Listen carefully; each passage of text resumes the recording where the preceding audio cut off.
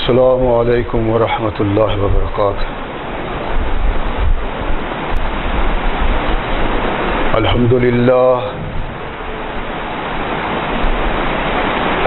للہ نحمده ونستعینه ونستغفره ونؤمن به ونتوکل علیہ ونعوذ باللہ من شرور انفسنا ومن سیئات اعمالنا من يهده الله فلا مضل له ومن يضلل فلا هادي له ونشهد أن لا إله إلا الله وحده لا شريك له ونشهد أن محمدًا عبده ورسوله أما بعد فأحسن الحديث كتاب الله وخير الهدي هدي محمد صلى الله عليه وسلم وشر الأمور محدثاتها وكل محدثة بدعة وكل بدعة ضلالة وكل ضلالة في النار أما بعد فأعوذ بالله السميع العليم من الشيطان الرجيم من همزه ونفخه ونفسه بسم الله الرحمن الرحيم نبئ عبادي أني أنا الغفور الرحيم وأن عذابي هو العذاب الأليم صدق الله مولانا العظيم وصدق رسولہ النبی الکریم۔ ہر قسم کی حمد و ثنا، تعریفات و توصیفات اس خالق و مالک کے لیے ہیں جس نے اس ساری کائنات کو تخلیق دیا اور اس کی حسن و آبادی کے لیے حضرت انسان کو تخلیق فرمایا۔ کروڑوں درود و سلام اس ہستی اقدس و مقدس پہ کہ جس کا نام نامی اسم گرامی ہے محمد۔ لاکھوں رحمتیں ان نفوس قدسیہ پہ کہ جنہوں نے سرور کائنات علیہ الصلاۃ والسلام سے اس ضابطۂ حیات کو وصول کیا اور اس کو ہم تک پہنچانے کے لیے اپنا تن من دھن قربان کر دیا۔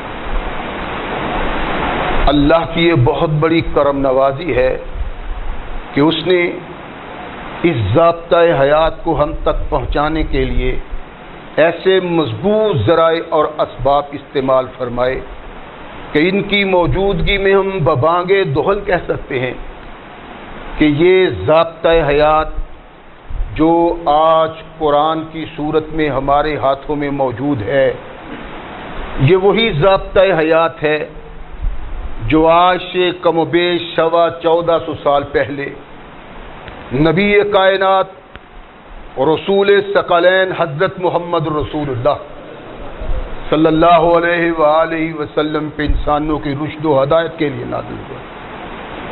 اللہ کی اس کرم نوازی پہ ہم جس قدر بھی اس کا شکریہ ادا کریں، کما حق اس کا شکریہ ادا نہیں ہوتا، اس لیے کہ یہ ضابطۂ حیات وہ دستور المتقی ہے کہ اگر انسان اس سے تعلق پیدا کر لے تو یہ قرآن اس کی دنیاوی زندگی میں ایک عظیم انقلاب پیدا کر دیتا ہے، اور اگر اس کو اپنے جسم و روح پہ جاری و طاری کر لیا جائے تو یہی وہ واحد ضابطۂ حیات ہے جو انسان کو دنیا کے ساتھ ساتھ عقبہ کی کامیابی کی ضمانت بھی دیتا ہے۔ مگر سدحیف ایسے ضابطۂ حیات کی موجودگی میں قرآن سے تعلق رکھنے والی قوم ایسی ذلت و نقبت کی زندگی بسر کر رہی ہے کہ کبھی مسلمان کے لیے اس کا تصور نہیں کیا جا سکتا۔ اس کا سبب کیا ہے؟ ہر مسلمان اپنے اندر جھانکے تو اسے احساس ضرور ہوگا، ضمیر نامی چیز اس کو آواز دے گی کہ مسلمان آج تو وہ مسلمان نہیں جن مسلمانوں نے محمد الرسول اللہ کی آواز پہ لبیک کہا۔ اپنے لیل و نہار کو دیکھیں، اپنی محفل مجلس اور تنہائی کو دیکھیں، اپنی زندگی کے ایام دیکھیں، اپنے کردار پہ نگاہ ڈالیں تو یہ ضرور آواز پیدا ہوگی کہ تو وہ نہیں۔ اور جب مسلمان وہ نہیں رہا تو اللہ کی رحمتوں نے اس سے اعراض کر لیا ہے۔ اللہ انسان کو سب سے پہلی یہ دعوت دیتا ہے کہ اپنے کردار کو استوار کرو اللہ کے احکامات اور محمد الرسول اللہ کی سنت کے مطابق۔ اگر تمہارا کردار ایسا نہیں، اگر تمہاری سوچ ایسی نہیں تو وہ کامیابی اور کامرانی پانا جو کامیابیاں اصل مسلمانوں نے حاصل کی تو یہ ایک ناجائز خواہش ہے۔ اللہ برملا کہتے ہیں جب تم مسلمان بن جاؤ گے، جب تمہارا کردار وہ ہو جائے گا، وقت جو بھی ہو، ہم تمہیں تمام قوموں پہ کامیاب و کامران کریں گے، تمہارا جھنڈا لہرائے گا، تمام کائنات کی قومیں تمہارے پاؤں کے نیچے پامال ہو جائیں گی۔ آج حالات کیا ہیں؟ ہر طرف سے یلغار ہوتی، اور اس کا شکار کون ہے؟ مسلمان کہلانے والا۔ اور یہ مسلمان کافر کی اس یلغار کا شکار کیوں ہے؟ کہ یہ نام نہاد مسلمان ہے، وہ مسلمان نہیں جس نے کائنات میں انقلاب پیدا کرنا تھا۔ اس انقلاب کو پیدا کرنے کے لیے اللہ کہتے ہیں اپنے اندر انقلاب پیدا کرو۔ اپنے اندر انقلاب کب ہوگا؟ جب ہم اللہ کی آواز پہ لبیک کہیں گے اور اپنے آپ کو پاک کردار اور پاک دامن بنائیں گے۔ جب تک ہمارا دامن گناہوں سے پاک نہیں ہوتا، خطا کاریوں سے پاک نہیں ہوتا، عصیاں اور نافرمانیوں سے پاک نہیں ہوتا، اللہ کی تائید اور اللہ کی مدد مسلمانوں پہ نازل نہیں ہو سکتی۔ وہ انسان جو دن رات اللہ کی بغاوت کرتا ہے، جب اس کو احساس پیدا ہوتا ہے تو پھر وہ اس مقام پہ ہوتا ہے کہ اتنی اللہ کی نافرمانی کر لی ہے، اتنی اللہ کی بغاوت کی ہے، شاید اللہ کو آوازیں دوں، اللہ سنے بھی اور میری مانے نہ۔ ارشاد فرمایا یہ مسلمان کا تصور نہیں ہونا چاہیے بلکہ جب بھی سوچ پیدا ہو اس کو اپنے اندر انقلاب پیدا کرنا چاہیے۔ نبی رحمت علیہ الصلاۃ والسلام اپنی قوم کی رہنمائی اسی اصول اور ضابطے کے تحت کرتے ہیں۔ اللہ ارشاد فرماتے ہیں ان اللہ یحب التوابین ویحب المتطہرین۔ مسلمانوں، اگر اللہ کی نافرمانی ہو گئی ہے، اگر کسی کام میں بغاوت ہو گئی ہے تو اللہ کی رحمت سے مایوس نہ بنو، بلکہ اللہ کے دروازے کو آ کے کھٹکھٹاؤ۔ اللہ کہتے ہیں توبہ کا اظہار کرنے والوں کو میں پسند کرتا ہوں، اور وہ لوگ جو پاک رہنا چاہتے ہیں فرمایا وہ دنیا میں رہنے والے میرے محبوب ہیں۔ ثقلین کے تاجدار محمد رسول اللہ صلی اللہ علیہ وسلم ارشاد فرماتے ہیں کہ اللہ فرماتے ہیں کہ انسانوں، میں نے خود پہ ظلم کرنا حرام کر دیا ہے اور ظلم کرنا تم پہ بھی حرام قرار دے دیا ہے۔ وَلَا تَظْلِمُوا، آپس میں ظلم نہ کرو، ایک دوسرے پہ زیادتیاں نہ کرو۔ ارشاد فرمایا تم سب لوگ گمراہ تھے سوائے اس کے جس کو میں ہدایت دوں، تو مجھ سے ہدایت طلب کرو، مجھ سے مانگو، میں تمہیں ہدایت دوں گا۔ تم سب بھوکے تھے سوائے اس کے جس کو میں کھلاؤں، فرمایا مجھ سے مانگو میں تمہیں دوں گا۔ یا عبادی، اور میرے بندو تم سب ننگے تھے سوائے اس کے جس کو میں پہناؤں، مجھ سے مانگو میں تمہیں پہناؤں گا۔ یا عبادی انکم تخطئون باللیل والنہار، اور میرے بندو تم رات دن خطائیں کرتے رہتے ہو، گناہ کرتے رہتے ہو، سیاہکاریاں کرتے رہتے ہو۔ انا اغفر الذنوب جميعا، میں تمہارا رب ہوں جو تمام گناہوں کو بخش دیتا ہے۔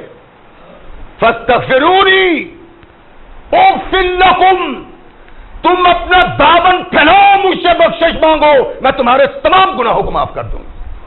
ثقلین کے تاجدار محمد رسول اللہ صلی اللہ علیہ وسلم نے ارشاد فرمایا، صحابہ کے چہرے کھل اٹھے۔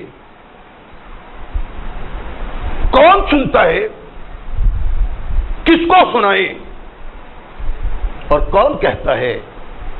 نبی رحمت محمد رسول اللہ صلی اللہ علیہ وسلم نے ارشاد فرمایا لا تقنطوا من رحمت اللہ، تم بڑے باغی ہو،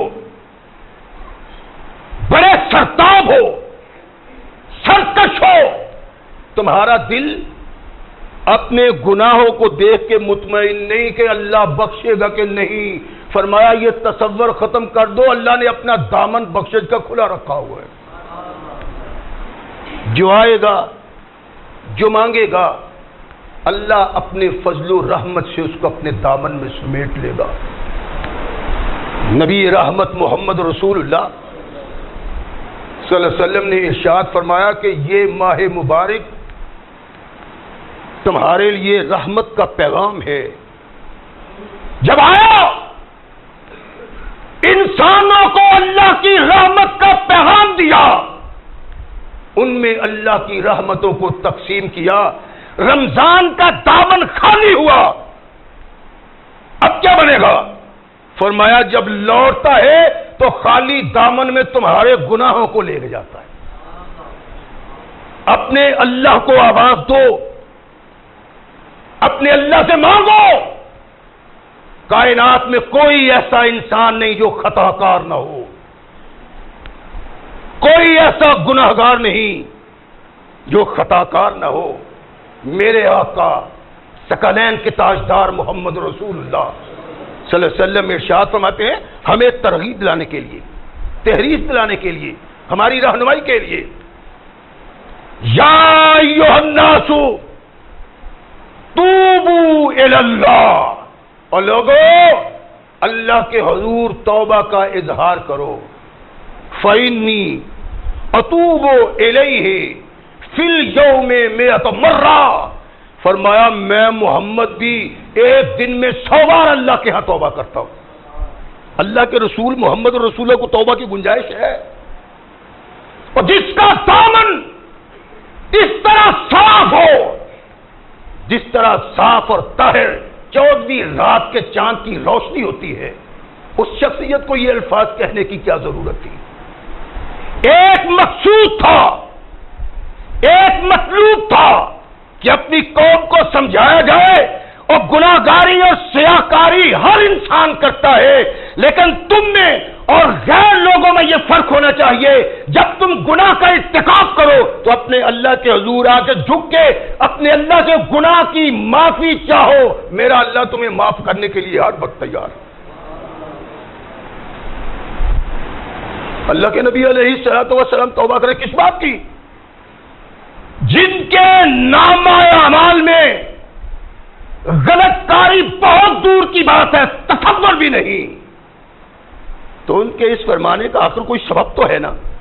سبب یہ ہے کہ ہم جس کو بھول گئے، اپنے کردار کو محمد الرسول اللہ کے کردار سے بیگانہ کر دیا، جس کا یہ نتیجہ ہوا کہ آج ساری سطح ارض پہ اگر کوئی قوم ذلت و نکبت کی زندگی بسر کرتی ہے تو مسلمان کہلانے والے. فرمایا تب تک نہیں ہو سکتا جب تک تم اپنے آپ کو صاف نہ کرو. کل بنی آدم خطاؤ وخیر الخطائین التوابون، فرمایا تمام بنی آدم خطا کار ہیں اور بہترین خطا کار وہ انسان ہے جو اللہ کے دربار میں توبہ کر لیتا ہے. اس کا دامن گناہوں سے پاک اور صاف ہو جاتا ہے. اللہ اس کو اپنا محبوب بنا لیتے ہیں، اللہ اس کو اپنا مقبول بنا دیتے ہیں. جو اپنے گناہ کا اقرار کرتا ہے، اللہ کے حضور جھکتا ہے، اپنی آنکھوں سے آنسو بہا کے کہتا ہے اللہ میرے گناہوں کو معاف کر دے. ارشاد فرمایا اس کی آواز عرش تک نہیں پہنچتی کہ پہلے استقبال کرتی ہوئی توبہ آتی، میں نے تیرے گناہوں کو معاف کر دیا. رحمت کل کائنات محمد رسول اللہ صلی اللہ علیہ وسلم نے ترغیب کیوں دلائی ہے کہ ہم خسران میں نہ رہیں، ہم گھاٹے میں نہ رہیں، بلکہ فوراً اپنے اللہ کی طرف متوجہ ہوں. اللہ کے نبی صلی اللہ علیہ وسلم ایک شخص کا ذکر کرتے ہیں، اللہ کے حضور آیا تنہا ہے، ایک وہ ایک اللہ، رب اذنبت ذنبا فاغفر ہو، اللہ میں نے گناہ کر لیا ہے. احساس کی بات ہے، جب تک احساس پیدا نہ ہوا نہ دنیا بدل سکتی ہے نہ عاقبت بہتر ہو سکتی ہے. احساس پیدا کرنا چاہیے اپنے اندر، کیسی زندگی ہے ہماری، کس طرح کی ہم زندگی بسر کر رہے ہیں، اور کیسے مسلمان ہیں جو دن رات گناہوں کا ارتکاب کرتے ہیں اور احساس تک نہیں ہوتا کہ ہم اللہ کی بغاوت کی زندگی بسر کر رہے ہیں. یہ ایک باغی رب اذنبت، اپنے رب سے تنہائی میں ملاقات کی، کہنے لگا اللہ اذنبت ذنبا فاغفر ہو، میں گناہ کا ارتکاب کر بیٹھا ہوں، اس کو بخش دے. اپنے اللہ کے حضور پریشانی کا اظہار کرتا ہے. اللہ کے نبی محمد رسول اللہ صلی اللہ علیہ وسلم ارشاد فرماتے ہیں، اللہ کہتے ہیں عالم عبدی ان لہ ربا یغفر الذنوب ویأخذ بہ. اچھا اس میرے بندے کو یہ احساس ہے، اس کو یہ علم ہے، یہ جانتا ہے کہ ایک رب ہے جو گناہوں کو بخشتا بھی ہے اور گناہوں کو پکڑتا بھی ہے. میرے دربار میں آ کے یہ آنسو بہاتا ہے، مجھ سے گناہوں کی معافی چاہتا ہے، مجھ سے خطا کاریوں کی معافی چاہتا ہے. غفرت لعبدی، اللہ فرماتے ہیں میں نے اپنے اس بندے کو بخش دیا ہے. رحمت کل کائنات محمد رسول اللہ صلی اللہ علیہ وسلم ارشاد فرماتے ہیں کچھ عرصہ گزر گیا ایسے ہی، احساس ہے اس کو، میں نے اللہ کے حضور توبہ کی ہے، میں نے گناہ کی معافی چاہی، اس کو احساس ہے، اس احساس کے مطابق ایک اچھی زندگی بسر کرتا ہے، لیکن پھر راستے سے اتر جاتا ہے، گناہ کا ارتکاب کرتا ہے، ادھر گناہ کا ارتکاب کیا، ادھر زمین نے جھنجھوڑا، اور تو نے تو اپنے رب کے دربار میں توبہ کی تھی، عہد شکنی کرتے ہو، اور عہد شکن رب کو پسند نہیں ہے، یہ پریشان نہیں ہوتا دل کے یہ کہنے میں، پھر کہنا رب اذنبت ذنبا، نبی رحمت محمد رسول اللہ صلی اللہ علیہ وسلم ارشاد فرماتے بھاگا بھاگا آیا، کہا اللہ گناہ کا ارتکاب کر چکا ہوں، اللہ فطرت کے تقاضے سے قائم نہ رہا، میں نے گناہ کا ارتکاب کر لیا ہے، اللہ اس گناہ کو بخش دے۔ میرے آقا نے ارشاد فرمایا دعا سے فارغ نہیں ہوتا کہ اللہ پھر ارشاد فرماتے ہیں عالم عبدی ان لہ ربا یغفر الذنوب ویأخذ بہ، فرمایا اچھا غفرت لعبدی، فرشتے اللہ کے حضور موجود، اللہ ارشاد فرماتے ہیں اور یہ مجھ کو اپنا رب سمجھتا ہے، قادر مطلق سمجھتا ہے، روتا ہے فرشتوں گواہ رہو میں نے اپنے اس بندے کو بخش دیا ہے۔ نبی رحمت محمد رسول اللہ صلی اللہ علیہ وسلم ارشاد فرماتے ہیں کہ بار بار گناہ کرتا ہے اللہ بخش دیتا ہے، پھر اللہ کہتے ہیں اور بندے میں نے تو تیرے گناہوں کو بخش دیا ہے، اب تیری مرضی ہے جیسی چاہو زندگی بسر کرو، اگر باغی رہو گے تو گرفتار ہو جاؤ گے، اگر طاغی رہو گے تو جہنم کے سپرد کر دیا جائے گا، اگر اپنی توبہ پہ قائم رہو گے جنت کے دروازے کھل جائیں گے، جیسے چاہے زندگی بسر کرے۔ اور کونین کے آقا ثقلین کے تاجدار محمد رسول اللہ صلی اللہ علیہ وسلم ارشاد فرماتے ہیں کہ ایک بندہ گناہ کرتا ہے، اس کو احساس ہوتا ہے، بات احساس کی ہے، اپنے ذہن اور فکر میں یہ بات رکھیں، بات احساس کی ہے، اور جب رب کی ذات کا احساس پیدا ہو جائے، کائنات کا بدترین گناہگار اللہ کے حضور چک جائے، اللہ کہتے ہیں میری رحمت میں گنجائش ہے سارے ہی معاف کر دیتا ہوں، احساس تو پیدا کرو۔ ارشاد فرمایا یہ آتا ہے گناہ کرتا ہے، اس کو احساس ہوتا ہے، اللہ سے گناہ کی معافی مانگتا ہے، ارشاد فرمایا اس کے دل کو سکل کر دیا جاتا ہے، صاف کر دیا جاتا ہے، فرمایا لیکن اس گناہ سے اس کے دل میں ایک کالا نقطہ پیدا ہو جاتا ہے، اور فرمائیں اللہ کی قسم ان چیزوں کے بیان کرنے کا واحد مقصد یہی ہے کہ مسلمانوں آؤ اللہ کی طرف آ جاؤ، اور بڑے سے بڑا گناہگار اپنے رب کی رحمت سے مایوس نہ ہو، توبہ کر لو اللہ اپنے سینے کے ساتھ لگا لے گا۔ مقصد یہ ہے کہ یہ ماہ مقدس جس میں ہاتھ اٹھانے والے آدمی کے ہاتھ واپس نہیں لوٹتے کہ اللہ اپنی رحمت سے بھر دیتے ہیں۔ آئیے اپنے گناہوں سے توبہ کریں، اپنے اللہ کو آواز دی، اپنے اللہ کے دامن، اپنے اللہ کے حضور دامن پھیلائیں۔ فرمایا اس کے دل کو صاف کر دیا جاتا ہے، پھر گناہ کرتا ہے، کالا نقطہ بھر جاتا ہے، لیکن توبہ پھر قبول ہو جاتی ہے۔ اللہ اذنبت، فرمایا جا تجھے معافی، فرمایا پھر گناہ کرتا ہے، پھر نقطہ بڑھ جاتا ہے، ارشاد فرمایا مسلمانوں نقطہ یوں بڑھتا ہے کہ آخر اس کے سارے دل پہ چھا جاتا ہے، اور پھر اس کو گناہ کا احساس ہی نہیں رہتا۔ احساس ہو تب رب کو پکارے، یہ اتنا باغی تھا، توبہ کرتا تھا، بغاوت کرتا تھا، توبہ کرتا تھا، بغاوت کرتا تھا، اللہ معاف کرتا تھا۔ فرمایا اس کی بغاوت کا سبب اس کا سارا دل کالا ہو جاتا ہے، یہاں تک کہ اس کو احساس ہی نہیں رہتا گناہ کیا ہے اور ثواب کیا، پھر اس کو پکڑ ہوتی ہے۔ اللہ ارشاد فرماتے ہیں کہ میری طرف توجہ کرو، میں ہر وقت تمہاری طرف متوجہ رہتا ہوں۔ کونین کے آقا ثقلین کے تاجدار محمد رسول اللہ صلی اللہ علیہ وسلم نے ارشاد فرمایا کہ اللہ کہتے ہیں یا بنی آدم، اے آدم کے بیٹے، اگر تو اتنے گناہ کرے کہ وادی تیرے گناہوں سے بھر جائے،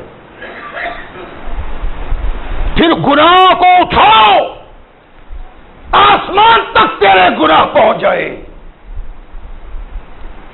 یا بنی آدم، اے آدم کے بیٹے، گناہ کرتے ہو، احساس ہوا، ادراک ہوا، توبہ کی، پھر گناہ کرتے ہو۔ فرمایا لو کانت ذنوبک عنان السماء، دن رات گناہ کرتا ہے، بغاوتیں کرتا ہے، تجھے احساس نہیں، تو رب کی بغاوت کرتا ہے، رب کی گرفت ہے، اور کرتا ہی چلا جاتا ہے، یہاں تک کہ احساس ہوتا ہے اب کیا لینے جاؤں اللہ کے دربار میں، چہرہ ہی ایسا نہیں، اعمال ایسے نہیں۔ فرمایا نہیں، یہ وقت مسلمان تم پہ نہیں ہونا چاہیے۔ اگر تیرے گناہ آسمان تک پہنچ جائیں، ثم استغفرتنی، پھر تو مجھ سے بخشش مانگے، غفرت لک ولا ابالی، سارے بخش دوں گا، اللہ کو پرواہ بھی کوئی نہیں۔ اللہ کہتے ہیں آ جاؤ، اپنے کردار کو بناؤ، اپنے لیل و نہار کو نبی کے کردار کے مطابق استوار کرو۔ گناہوں سے بھرا پڑا ہے تمہارا دامن، تمہارے گناہوں کی اللہ کو پرواہ نہیں، آؤ اللہ کے حضور آنسو بہا دو، یہ تمہارے آنسو تمہارے تمام گناہوں کو نامہ یا مال سے صاف کر دیں گے۔ ثقلین کے تاجدار محمد رسول اللہ صلی اللہ علیہ وسلم نے ایک شخص کا ذکر کیا، عبداللہ بن مسعود اپنے ساتھیوں کو ایک روایت بیان کرتے ہیں، کہتے ہیں ایک تو میں تمہیں اپنی طرف سے بتا رہا ہوں اور ایک تمہیں محمد رسول اللہ کا پیغام دے رہا ہوں۔ ہمتن گوش ہیں صحابہ، ہمارے وعظ ہوتے ہیں، تبلیغ ہوتی ہے، قرآن و حدیث سنایا جاتا ہے، تیرتا ہوا سر کے اوپر سے نکل جاتا ہے اور سننے والوں کو پرواہ نہیں، سنانے والے کو یہ نہیں پتا میں کیا کہہ رہا تھا، سننے والے بیٹھ جاتے ہیں، انہیں احساس نہیں کہ ہم نے کیا سنا ہے۔ مسلمانوں یہ مسلمانی نہیں، اللہ کے نبی علیہ الصلوۃ والسلام کا پیغام دیتے ہیں عبداللہ بن مسعود، اور ساتھ ایک اپنی بات کرتے ہیں، کہا مومن آدمی جب گناہ کا ارتکاب کرتا ہے، یعنی یہ بات یاد رکھیں، مومن کیسا بھی ہو گناہ کا ارتکاب اس سے بھی ہو جاتا ہے، کوئی مومن نہیں، کل بنی آدم خطاء، سوائے انبیاء کے نہ کوئی ولی، نہ کوئی محدث، نہ کوئی مفسر، کوئی بڑے سے بڑا ایسا نہیں جس سے گناہ کا ارتکاب نہ ہوتا ہو۔ کسی کا اللہ چھپا لیتا ہے، کسی کا ظاہر ہو جاتا ہے، اور فرمایا ظاہر ہو جانے والے تو نے سزا پا لی ہے، تیرا گناہ چھپا ہوا ہے، رات کو رو اللہ کے دربار میں، اللہ اگر اس پہ پردہ رکھ دیا ہے تو اس کو معاف بھی کر دو۔ ارشاد فرمایا عبداللہ بن مسعود نے کہ گناہگار مومن اپنے گناہوں کو اس طرح دیکھتا ہے کہ جیسے بہت بڑا پہاڑ ہو اور یہ پہاڑ کے نیچے بیٹھا ہوا ہے، وہ سمجھتا ہے کہ یہ پہاڑ مجھ پہ گرا ہی گرا، یہ پہاڑ گرا ہی گرا، یعنی احساس ہے۔ اور فرمایا وہ آدمی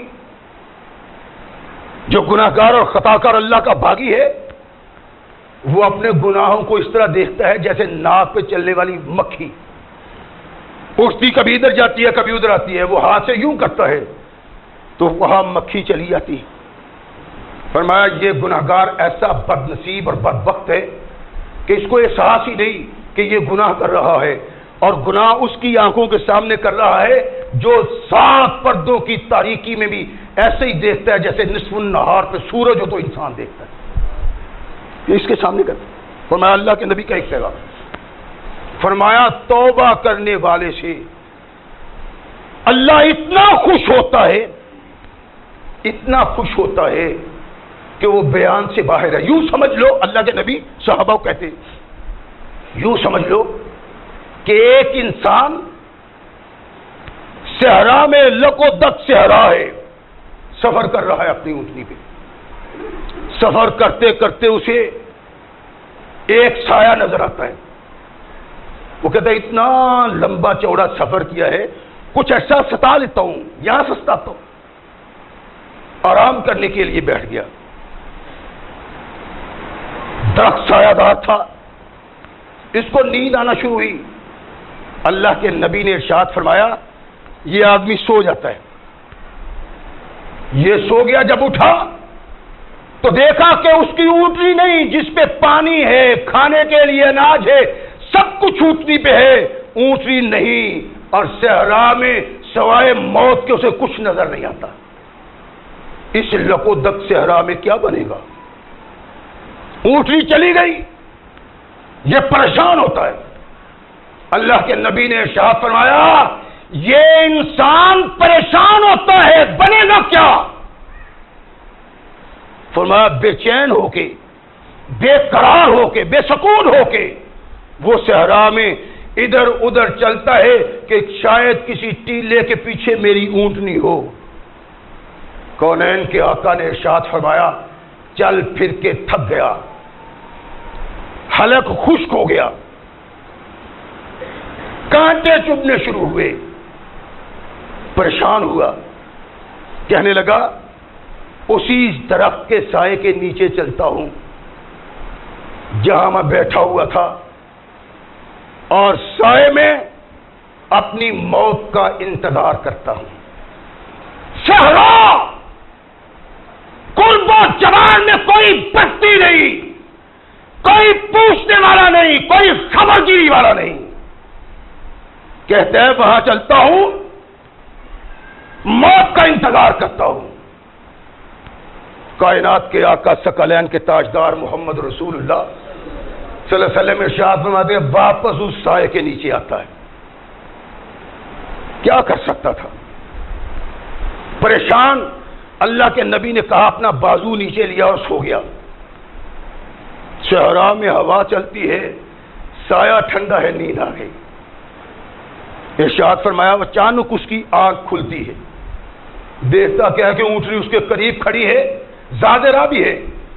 اٹھا، بھاگتا ہوا اپنی اونٹنی کے نکیل کو پکڑتا ہے. آسمان کی طرف دیکھا، اللہم انت عبدی وانا ربک.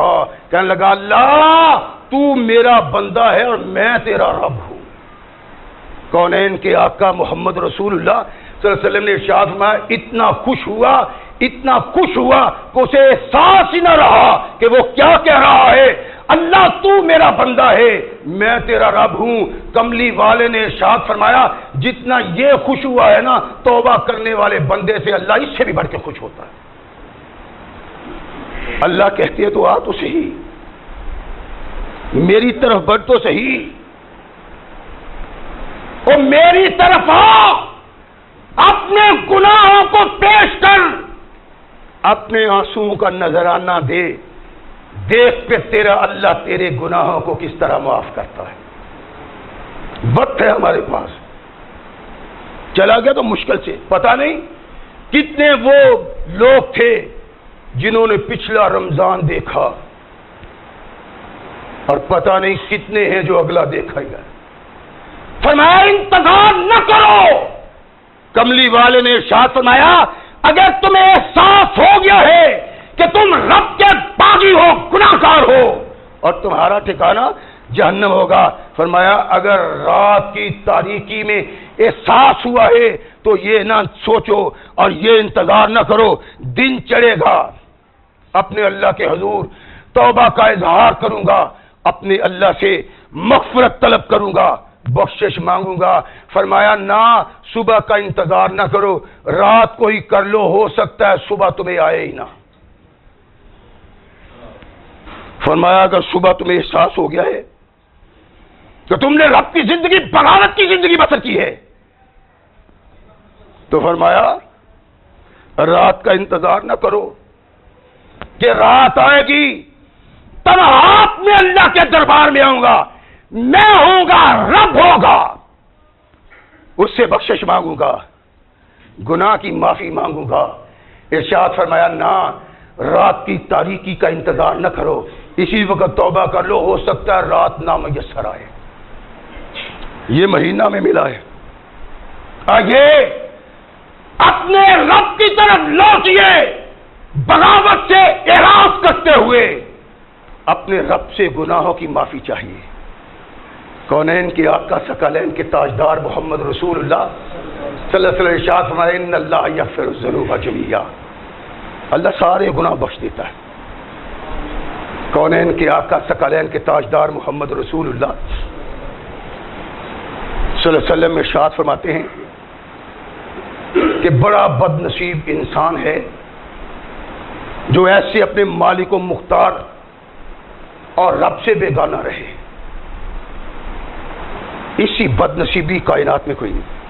فرمایا بنی اسرائیل کا ایک شخص تھا جس نے 99 قتل کیے ہوئے تھے، بنی اسرائیل کا ایک شخص جس کی بغاوت کی انتہا 99 قتل کیے، دل کسی دن پریشان ہوا، ایک ٹھوکر ہے جب انسان کو لگ جائے، ایک ٹھوکر لگ گئی تو بیڑا پار، اگر نہ ہوا تو پھر کچھ بھی نہیں۔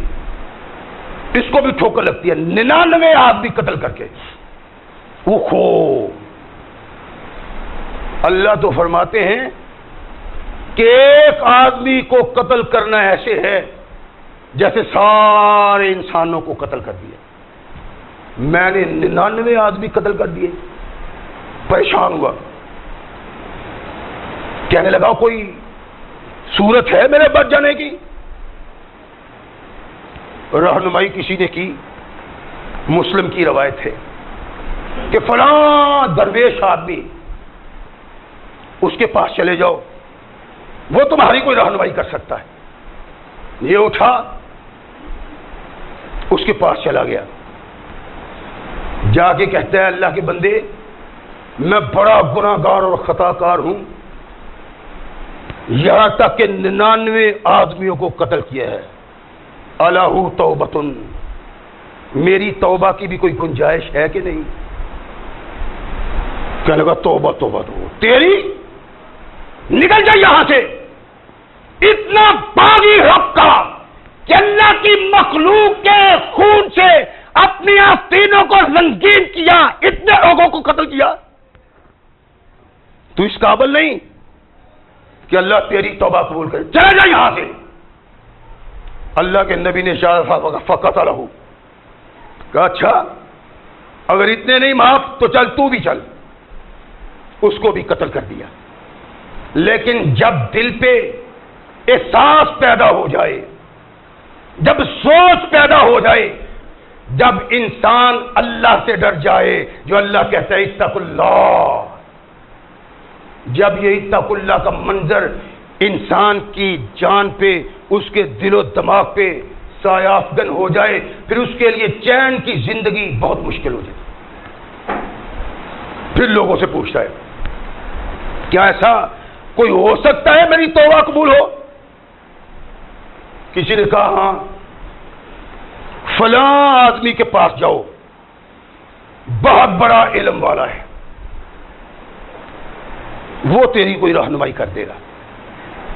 ثقلین کے تاجدار محمد رسول اللہ صلی اللہ علیہ وسلم ارشاد فرماتے ہیں وہ اس آدمی کے پاس پہنچتا ہے، ڈرتا ڈرتا بات کرتا ہے کہ پہلے بھی ایک عالم تھا، یعنی وہ عالم ہمارے جیسا ہوگا نا، بعد میں کر لی اور پگڑی پہلے اچھال لی.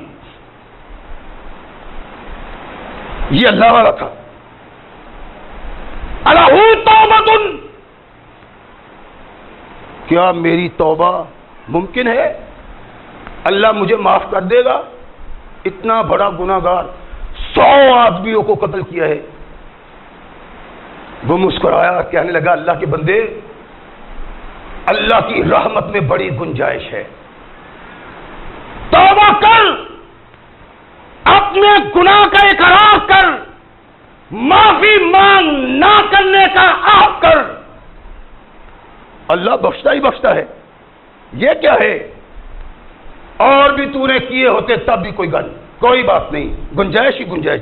جاؤ، لیکن اتنا کرو کہ اپنی بستی کو چھوڑ دو، اپنے ہم نوالا ہم پیالہ. یعنی جب تک ان سے جان نہ چھڑائی جائے تب تک ممکن نہیں کہ انسان وہ پالے جو کامیابی اور کامرانی آخرت کے لیے بنیاد بن سکتی ہے. میرا ہم نوالا، میرا ہم مجلس، میرا ہم پیالہ خود بھی باغی ہے اور اس کو بھی باغی رکھتا ہے. اس مومن کانت نے کہا کہ اپنے گناہ کی توبہ کر اور توبہ پہ قائم رہنے کے لیے اپنی مجلس، اپنی سوسائٹی، ہم نوالا ہم پیالہ لوگوں کو سلام کہہ دے. اور سنو، فلاں بستی ہے، وہاں بڑے لوگ نیک بستے ہیں، تم بھی بستے جاؤ بستی میں، وہاں بسو اور تمہیں نیک لوگ میسر آئیں گے، نیکی پہ معاون ہوں گے، اللہ تمہیں معاف کر دے. نبی رحمت محمد رسول اللہ صلی اللہ علیہ وسلم ارشاد فرماتے ہیں، وہ اپنی بستی میں آیا، سامان سمیٹا، چلا. کہاں جا رہے ہو؟ اس بستی کو خیر بات کہہ رہا ہوں، جس بستی نے میری زندگی، میری عاقبت کو تباہ کر دیا ہے، چلاؤ. اللہ کے نبی نے ارشاد فرمایا، بستی سے باہر نکلا، آسمان سے اسرائیل آ گیا. اللہ نے کہا اس کی جان نکال کے لاؤ. اپنی بستی سے نکلتا ہے، وہ 20 میل دور بستی ہے جہاں اس نے جانا ہے. اسرائیل نے آ کے جان نکال لی. میرے آقا نے ارشاد فرمایا کہ جب یہ گرنے لگا، مرتے ہوئے بھی اپنی سینے کو اس بستی کی طرف کیا، گرا کے بھی اپنے سینے کو بستی کی طرف کرتا ہے. آسمان سے فرشتے آئے جہنم کے، دوسری طرف رحمت کے فرشتے جنت کے. یہ ہمارا ہے، ہمارا ہے. اس نے 100 کے قریب انسانوں کے خون سے ہاتھ کو بھگویا، رب کا نافرمان جو ہوا، یہ جنت کا وارث کیسے بن سکتا ہے؟ کہنے لگے سب کچھ ٹھیک ہے، لیکن اس نے اپنے گناہوں سے توبہ کر لی. کہنے لگے توبہ ہی صحیح، لیکن کوئی عمل تو نہیں کیا. عمل تو کوئی نہیں کیا، تو پھر یہ جہنم کا حقدار ہے، ہم لے جائیں گے. رحمت کے فرشتوں نے کہا، اور جب اس نے توبہ کر لی ہے، اس کے گناہ سارے معاف ہیں، اس لیے یہ ہم لے جائیں گے. جہنم اور جنت کے فرشتوں کے درمیان تنازع ہوا. اللہ نے ایک فرشتے کو بھیجا کہ جاؤ ان کا فیصلہ کرو. اور بھائی کیا بات ہے، کیوں لڑ جا کر رہے ہو؟ کہنے لگے یہ اتنا بڑا گناہگار اور پاپی خاطی انسان تھا کہ 100 رب کے بندوں کو قتل کیا اس نے. اب مر گیا ہے تو یہ کہتے ہیں کہ جنت کو لے جائیں گے. یہ جنت کو کیسے جا سکتا ہے؟ آپ کا کیا مطالبہ ہے جی؟ کہنے لگے اس نے گناہ سے توبہ کر لی تھی اور توبہ کے بعد مر گیا ہے، اس لیے اس کا مقام جنت ہی ہے. وہ کہنے لگے اس نے تو عمل ہی کوئی نہیں کیا. اور عمل کرتا تو پھر تھا نا، عمل قلیل بھی ہو تب بھی ممکن ہے، اس نے تو توبہ کے بعد عمل کیا ہی کوئی نہیں. وہ فرشتہ کہتا ہے یوں کرو کہ جس بستی کو اس نے چھوڑا ہے اس بستی کا سفر ماپ لو، اور جس بستی کی طرف یہ جا رہا تھا اس کا سفر ماپ لو، جس کا سفر کم ہو وہ فرشتے اس کو لے جائیں۔ غور فرمائیں، اللہ کے نبی محمد رسول اللہ صلی اللہ علیہ وسلم نے ارشاد فرمایا تھا کہ توبہ کرنے والے پہ اللہ کس طرح خوش ہوتا ہے، مثال دی تھی اللہ کے نبی۔ اور غور فرمائیں اس بات پہ، یہاں سے یہ چند قدم نکلا تھا، گناہگاروں کی بستی سے چند قدم نکلا تھا، نیکوکاروں کی بستی 20 میل دور تھی۔ فرشتے نے فیصلہ کیا کہ سفر ماپ لو۔ ٹھیک ہے جی، یہ سفر ماپنے کی تیاری کرتے ہیں، آسمان سے زمین کو براہ راست وحی ہوتی ہے، واوہا الی ہذہ ان تقربی والی ہذہ ان تبعدی۔ اللہ نے ارشاد فرمایا اے نیکوکار لوگوں کی زمین قریب آ جا، اے بدوں کی زمین دور چلی جا۔ جب ماپا بدوں کی زمین دور تھی، نیکوکاروں کی زمین دور تھی، فرمایا غفر لہ، جنت کے فرشتے روح لے کے چلے جاتے۔ کونین کے آقا محمد رسول اللہ صلی اللہ علیہ وسلم نے ارشاد فرمایا رجوع تو کرو اپنے رب کی طرف، بڑھو اپنے رب کی طرف۔ اللہ کہتے ہیں ایک قدم بڑھو میں 10 قدم آؤں گا، چل کے آؤ میں بھاگ کے آؤں گا۔ یہی ہے وہ تصور جو کونین کے آقا محمد رسول اللہ نے دیا ہے کہ چل کے آؤ میری طرف، مانگو۔ اس مقام سے تم خالی ہاتھ نہیں جاؤ گے۔ سیدہ آسمہ کہتی ہیں میں نے کونین کے آقا محمد رسول اللہ صلی اللہ علیہ وسلم کو یہ کہتے ہوئے سنا، یا عبادی الذین اسرفوا علی انفسہم لا تقنطوا من رحمت اللہ ان اللہ یغفر الذنوب جمیعا ولا یبالی۔ فرمائے گناہگارو اللہ کی رحمت سے مایوس نہ بنو، اللہ کہتا ہے میں سارے گناہ بخش دیتا ہوں، مجھے کسی چیز کی پرواہ نہیں۔ یہ دامن تو میرا بھی بھرا ہوا ہے، شاید دامن آپ کا بھی بھرا ہوا ہو۔ اپنے اللہ سے مانگیں، اپنے اللہ سے درخواست کریں، اللہ وقت مل گیا ہے توبہ کرنے کا، نہ جانے پھر ملے کہ نہ ملے، اللہ توبہ کو قبول کر لے، وقت ہے۔ کونین کے آقا ثقلین کے تاجدار محمد رسول اللہ صلی اللہ علیہ وسلم ارشاد فرماتے ہیں کہ ایک شخص تھا مسلمان، پرانے دور کی، بنی اسرائیل کے دور کی بات تھا، مسلمان یعنی آج کا مسلمان نہیں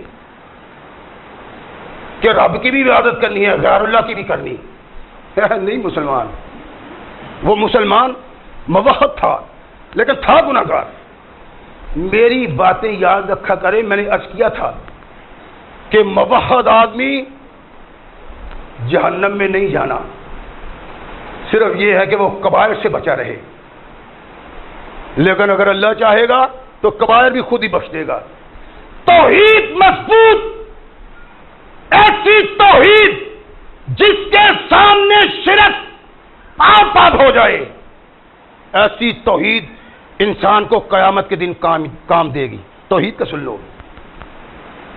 مرنے لگا، اپنے بچوں کو کہتے ہیں اکٹھا کر کے، دیکھو بیٹا میں نے تمہارے لیے بہت کچھ کیا ہے، یہاں تک کہ میرا دامن گناہوں سے بھرا ہوا ہے، مجھے نہیں نظر آتا کہ اللہ مجھے معاف کر دے گا، اتنے گناہ ہیں۔ ایسے کرنا کہ جب میں مر جاؤں مجھے آگ میں جلا دینا، آگ میں جلا کے مجھے خاکستر کر دینا، پھر میری خاک لینا، آٹے میں گوندھنا، ندیوں نالوں نہروں دریاؤں میں بہا دینا، میری خاک کو آسمان کی فضا میں اچھالنا تاکہ بکھر جائے۔ میرے بیٹو اگر مجھے رب نے اٹھا لیا تو مجھے ایسا عذاب دے گا کہ کائنات میں شاید کسی کو ایسا عذاب نہ دے۔ بابا ہم اپنے ہاتھوں سے؟ کہا ہاں اگر میرے ہو تو کرو۔ نبی رحمت محمد رسول اللہ صلی اللہ علیہ وسلم ارشاد فرماتے ہیں کہ بچوں نے اپنے باپ کی بات مان لی، جلا دیا، خاکستر کر دیا، ہوا میں اڑا دیا، جانوروں کو کھلا دیا، بحری بری جانوروں کو کھلا دیا، فضائی جانوروں کو کھلا دیا۔ بیٹے سکون سے بیٹھ گئے۔ اللہ نے ہوا کو ارشاد فرمایا لاؤ میری امانت، دریا کو کہا میری امانت واپس کرو، دریا کے جانوروں کو کہا میری واپس کرو میری امانت، آسمان پہ اڑنے والے پرندوں کو کہا میری امانت واپس کرو، سب کچھ واپس کیا۔ قم باذن اللہ، اٹھو۔ کونین کے آقا محمد رسول اللہ صلی اللہ علیہ وسلم نے ارشاد فرمایا کہ اٹھا کے اللہ نے اپنے سامنے بٹھا لیا۔ اور یہ تو نے کیا کیا ہے؟ تجھے یہ خیال تھا کہ شاید تجھے اللہ اٹھا نہیں سکتا؟ کہنے لگا نہیں اللہ، وعزت کا، اللہ تیری عزت کی قسم ہے مجھے احساس تھا، لیکن کیا کرتا، گناہ اتنے کیے تھے کہ احساس ہوتا تھا کہ شاید تو مجھے معاف نہ کرے۔ دل میں تیرا خوف بھر آیا اللہ، تو اس چیز کا ارادہ کیا، وگرنہ یقین تھا کہ تو اٹھا سکتا ہے۔ اللہ مسکرائے، فرمایا اگر تو اتنا ہی مجھ سے ڈر گیا تھا تو جاؤ تیرے سارے گناہ معاف کر دیے۔ نبی رحمت محمد رسول اللہ صلی اللہ علیہ وسلم نے ارشاد فرمایا لا تقنطوا من رحمت اللہ، اللہ کی رحمت سے مایوس نہ بنو، اس لیے کہ ان اللہ یغفر الذنوب جمیعا، اللہ تمام گناہوں کو معاف کر دیتا ہے۔ مانگنے والا منہ ہو، مانگنے والی زبان ہو۔ بایزید بستامی رحمہ اللہ علیہ کی سیرت کے کتابوں میں ایک واقعہ آتا ہے۔ بایزید کہتے ہیں کہ میں کعبۃ اللہ کا حج کر رہا ہوں، ایک شخص بھی حج کرتا ہے، اللہم لبیک اللہم لبیک اللہم لبیک، حریم کعبہ سے آواز آتی ہے سحقن، تباہ ہو جا یہاں سے، تیری مجھے کوئی ضرورت نہیں، تیرا کیا کام میرے گھر میں، سحقن۔